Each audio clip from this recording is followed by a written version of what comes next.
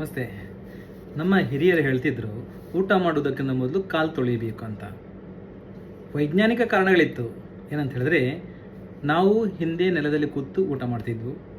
ಊಟ ಮಾಡಬೇಕಾದ್ರೆ ಬಟ್ಟಲಿಗೆ ಹತ್ತಿರವಿದ್ದದ್ದು ನಮ್ಮ ಕಾಲು.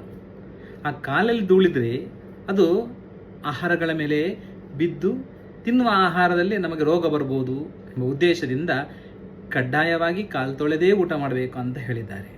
ಇವತ್ತಿನ ಈ ರೋಗಕ್ಕೆ ಭಗವಂತ ಅವತ್ತೇ ಹೇಳಿದ್ದಾನೆ, ಯಾವುದೇ ರೋಗ ಇಲ್ಲದೆ ಬದುಕಬೇಕಾದರೆ ಯುಕ್ತ ಆಹಾರಸ್ಯ ವಿಹಾರಸ್ಯ ಯುಕ್ತ ಚೇಷ್ಟಸ್ಸು ಕರ್ಮಸು ಯುಕ್ತ ಸ್ವಪ್ನಾವಬೋಧಸ್ಯ ಯೋಗೋ ಭವತಿ ದುಃಖ.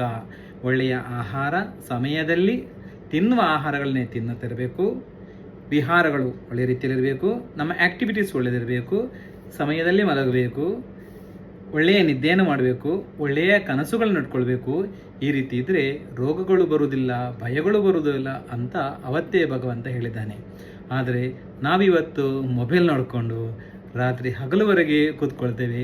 ಇದರಿಂದಾಗಿ ನಮಗೆ ಇಲ್ಲ ಸಲ್ಲದ ರೋಗಗಳು ಬರ್ತದೆ, ತಿನ್ನಬಾರ್ದಂಥ ಮದ್ದುಗಳೆಲ್ಲ ತಿನ್ನಬೇಕಂತ ಪರಿಸ್ಥಿತಿ ಬರ್ತದೆ.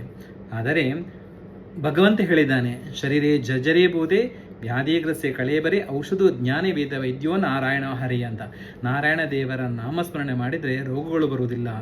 ಆರ್ತ ವಿಷನ್ನ ಶಿಥಿಲಶ್ಚ ಭೀತೇಶು ಘೋರೇಶು ಚ ವ್ಯಾಧೀಶು ವರ್ತಮಾನಂ ಸಂಕೀರ್ತನಂ ನಾರಾಯಣ ಶಬ್ದ ಮಾತ್ರ ವಿಮುಕ್ತ ದುಃಖಂ ಸುಖಿನೋ ಭವಂತು. ನಾರಾಯಣ ದೇವರ ಸ್ಮರಣೆ ಮಾಡಿದರೆ ಯಾವುದೇ ದುಃಖಗಳು ಬರುವುದಿಲ್ಲ, ರೋಗಗಳು ಬರುವುದಿಲ್ಲ ಅಂತ ಭಗವಂತ ಹೇಳಿದ್ದಾನೆ. ಅದರಿಂದ ಖಂಡಿತವಾಗಿ ನಾವು ದೇವರ ಸ್ಮರಣೆಯನ್ನು ಮಾಡುವ, ದೇವತಾರಾಧನೆ ಮಾಡಿದರೆ ಈ ಜನ್ಮ ಬಿಟ್ಟು ಮತ್ತೊಂದು ಜನ್ಮದಲ್ಲಿ ಒಳ್ಳೆಯದನ್ನು ಪಡ್ಕೊಂಡು ಕರ್ಮ ಫಲಗಳನ್ನು ದೋಷಗಳನ್ನು ನಾಶ ಮಾಡಿಕೊಂಡು ಭಗವಂತನ ಸಾನ್ನಿಧ್ಯ ಸೇರಬಹುದು.